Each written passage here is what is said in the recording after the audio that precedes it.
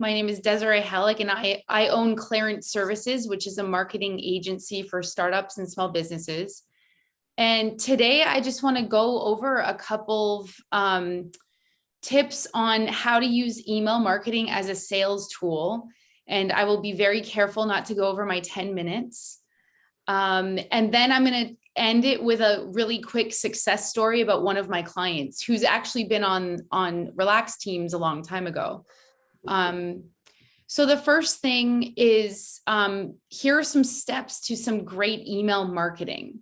I don't know if any of you are doing this or engaging with email marketing or using it as a sales tool, but it does work. It's not dead like people think. And it's a really great way to nurture your leads.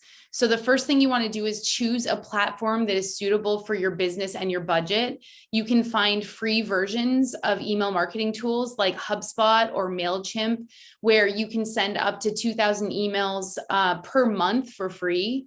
So you can look into those. Of course, as you start growing your email marketing list, you're going to start paying for it, but then that's also a sign of success, right? So it's okay. It's justified. And then once you choose the right platform for you, there's like HubSpot, there's Constant Contact, there's MailChimp, there's Pardot for Salesforce. There's a whole bunch of different ones. Then you want to make sure that you understand who you are marketing to. So know your audience.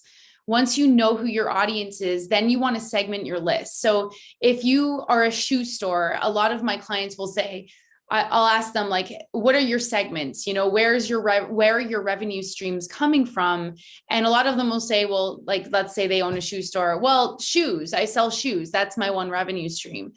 It's not true though, because if you sell athletic shoes to men and flip-flops to young women and toddler shoes to parents, those are three very different segments. And therefore you are going to need three very different messaging on your email campaigns. So always keep that in mind. As specific as you can be to each of your segments, that's what you're looking for from an email marketing standpoint. So once you segment your list, you match your messaging, just like I mentioned. And you want to make sure that you are customizing your landing pages. Okay. So let's say you are looking at the toddler shoes for parents or, for their kids. If they are on reading an email about that, don't send them to the homepage of your website. You have to send them to a landing page that has more information about toddler shoes. So if you do send them to your homepage, you're going to lose them. And you're probably not going to get them to complete that call to action that you're looking for, like maybe, buying the shoes or getting more information somehow, or them giving you their information.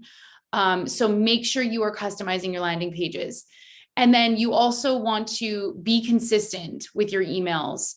If you're depending on the value of and how beneficial your messaging is to your audience, you can do it a few times a week. Some people like to start with, once every 2 weeks. And then once they get the data back and they're analyzing what messaging is more engaging, then they can start doing it more frequently before they lose all their list from unsubscribes and hard bounces. You don't want them to block you. So just make sure that you play around with your consistency. But once you choose that, make sure you are consistent so that they can start expecting when you get information from them, or they get information from you. I'm sorry. And then what I want to focus on for this is analyze your data and follow up. This is so important for email marketing. You can send a bunch of emails, but if you're not following up and you're not analyzing the success of your email marketing campaigns, then you're not going to optimize, you're not going to get better, and you're probably not going to get anything out of it. And then you need to keep growing your contact list. So have a growth plan, whether that's going to conferences, whether that's purchasing lists, or whether that's using databases like Lead 411 or Zoom Info. And then of course, be patient, because none of this happens overnight. So let's talk about analyzing the performance of your emails. every modern email marketing platform these days, they have measurable KPIs, key performance indicators that you can use to understand whether you're succeeding in your campaigns or not. And it also helps you to understand whether you're getting an ROI from your email marketing campaigns. So some of those KPIs can be open rates. This is an example of the back end of HubSpot on emails and the data you can collect. So here's an open rate. You have click rates. This is how engaged they are with your email content. And then you have, total deliveries. You have how many bounces, how many unsubscribes. And then what you want to do is, if you have low open rates, then you want to work on your subject lines. If you have high open rates but low click rates, then you want to work on the content of your email, because people, once it means that they're engaged by your subject lines. So they're opening your emails, but once they look through your content, they're not interested enough to click through and get more information.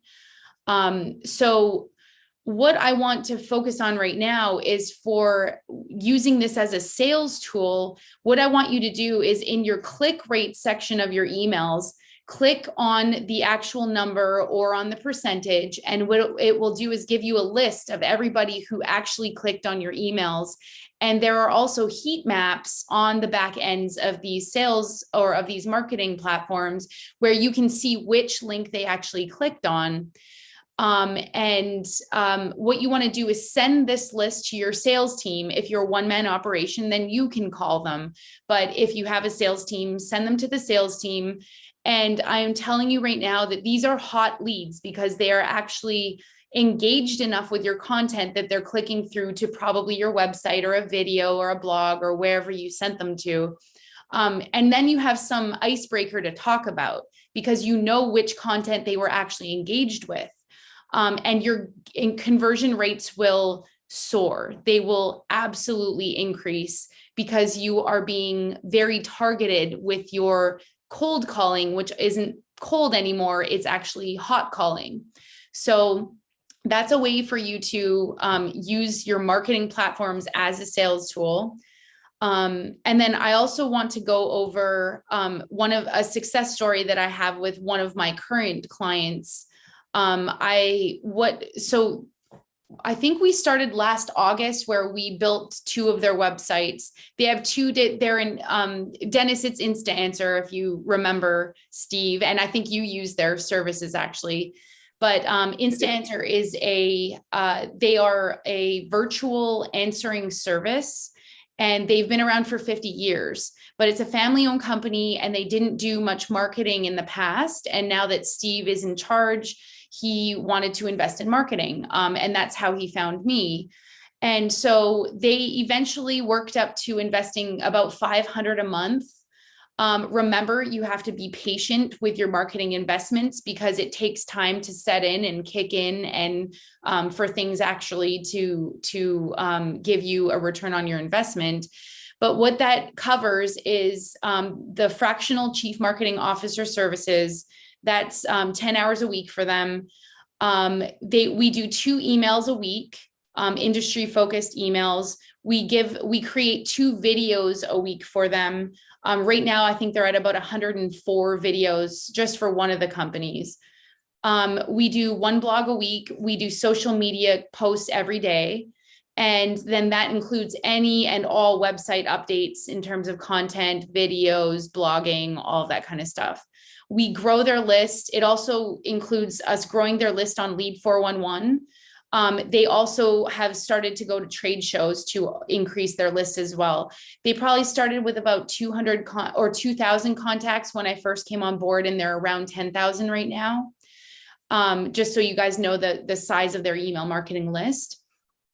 So we send the 2 industry focused emails per week, and we link those emails to their videos, to their blogs on their websites, and to promotions, and to customized landing pages. And they are now up to, so at about the 5 to 6 month mark, they started breaking even with their revenue coming in. Now they have 20 accounts that are linked specifically back to our email marketing campaigns, and they're bringing in 10,000 a month revenue. So now they're doubling their investment, and that, because it's a subscription model, that's just going to grow over time. And so I just wanted to share that with you, that, you know, marketing works. It doesn't happen. I remember at the 4-month mark, they called me and they were so concerned, like, what's going on? We're not making the 5,000 back. What should we do? And I'm like, just be patient, just hold on a little bit longer. And then, you know, now we're a year later and we're starting to really reap those benefits. So I wanted to just, you know, share that kind of success story and the sales marketing tool the email marketing tool, at using that as a sales tool with all of you. And if you have any questions, let me know.